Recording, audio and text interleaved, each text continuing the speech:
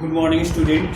This is Munna sir from SQ Tutorial. Actually, today's we will learn about second lesson of physics, force and laws of motion. Actually, we all know that force.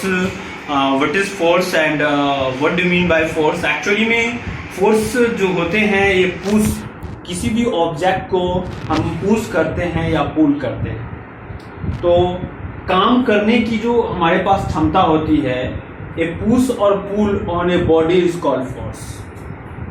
उसी को हम लोग ability को force कहते हैं। The direction in which a body is pushed और pull is called the direction of force होता है। जैसे आप किसी ऑब्जेक्ट को आप फोर्स लगाते हैं, एक मान लीजिए ऑब्जेक्ट है, इस ऑब्जेक्ट पे हम अपना फोर्स अप्लाई करते हैं तो ये ऑब्जेक्ट जो है यहां से खिसक कर यहां आ जाता है। क्लियर? तो ये ऑब्जेक्ट यहां से यहां आया है ड्यू टू हमारा फोर्स के कारण, और इसका डायरेक्शन जो है ईस्ट है। दैट मीन्स ये फोर्स जो है हमारा फोर्स ऑफ डायरेक्शन क्या हो गया? ईस्ट हो गया। और ये ऑब्जेक्ट पे जो हम फोर्स लगाए हैं इस कारण से वर्क इज डन, यानी कि ऑब्जेक्ट हमारा यहां से यहां आया है। दैट मीन्स फोर्स, इसको हम या तो पुश किए हैं, फोर्स दो, या हम पुश या पुल करते हैं जिस ताकत से, दैट इज फोर्स होता है। Forces are use in our everyday actions. Life में हमारा फोर्स यूज होते हैं, pushing, pulling, lifting, stretching, twisting, pressing, ये सब फोर्स ही है। हम किसी चीज को पुल करते हैं, उठाते हैं, या पुश करते हैं, या स्क्रैच करते हैं। कोई भी काम करने के लिए हमें फोर्स की आवश्यकता पड़ती है। इवन कि हम ये मार्कर से लिख रहे हैं बोर्ड पे, इसमें भी फोर्स की आवश्यकता पड़ रही है। तो हम कह सकते हैं force use when we pull the drawer, table, force, मतलब सारा काम के लिए फोर्स की आवश्यकता पड़ती है। फोर्स क्या है आप समझ रहे हैं। अब हम लोग एक टॉपिक्स को समझेंगे, इफेक्ट ऑफ फोर्स की तरफ चलेंगे। इफेक्ट ऑफ फोर्सेस क्या है? तो इफेक्ट ऑफ फोर्स के बारे में पढ़ेंगे। तो a force can not be seen, force दिखता नहीं है।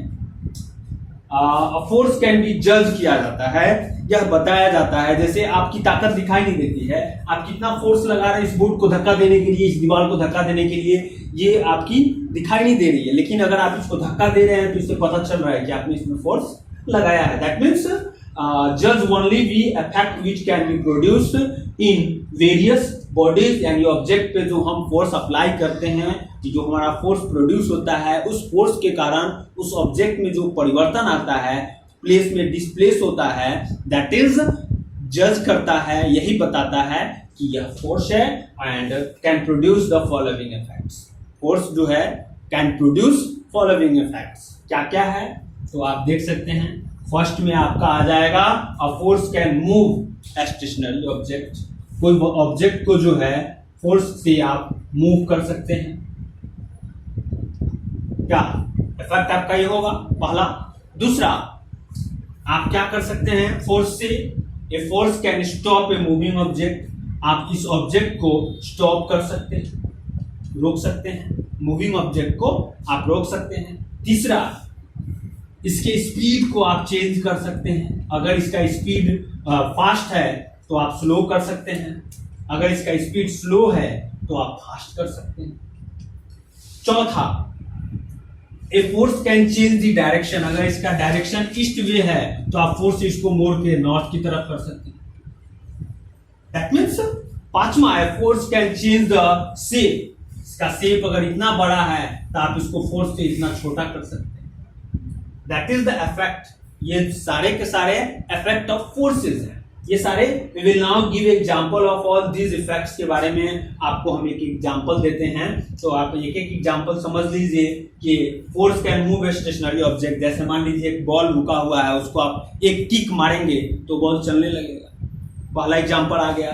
दूसरा एग्जांपल है आपका force can stop moving object. आप लोग क्रिकेट खेलते हैं, बॉल आपके पास आता है, कैच कर लेते हैं, बॉल चलता रहता है, रुक जाता है, चलते हुए मूविंग ऑब्जेक्ट को आप रोक दिए। तीसरा एग्जांपल है a force can change the speed of moving object. Bowler ball कराता है, बैट्समैन उसको थोड़ा सा डायरेक्शन देता है और उसका डायरेक्शन भी चेंज हो जाता है, मोशन भी चेंज हो जाता है।